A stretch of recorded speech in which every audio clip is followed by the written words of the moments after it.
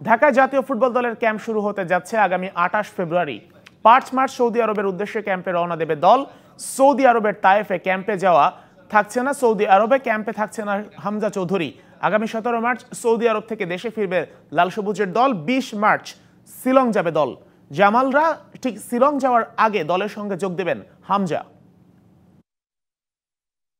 25শে March আমরা ইন্ডিয়াতে শিলংয়ে যে আমাদের এএফসি কাপের যে খেলা রয়েছে সেই খেলাকে সামনে রেখে আমরা সৌদি আরবে একটা ক্যাম্পের ব্যবস্থা করেছি। আমরা যাব হচ্ছে 28শে ফেব্রুয়ারি সৌদি আরবের আল তাইফে আমরা প্র্যাকটিস একটা ব্যবস্থা করেছি। অলমোস্ট 12 থেকে 13 দিন আমরা ওখানে প্র্যাকটিস করব। সৌদি আরব থেকে আমরা বাংলাদেশে ব্যাক করব। হামজা আমাদের সঙ্গে বাংলাদেশে জয়েন করবে। আমরা যখন শিলংয়ের উদ্দেশ্যে রওনা হব তখন হামজা আমাদের সঙ্গে শিলংয়ে যাবে।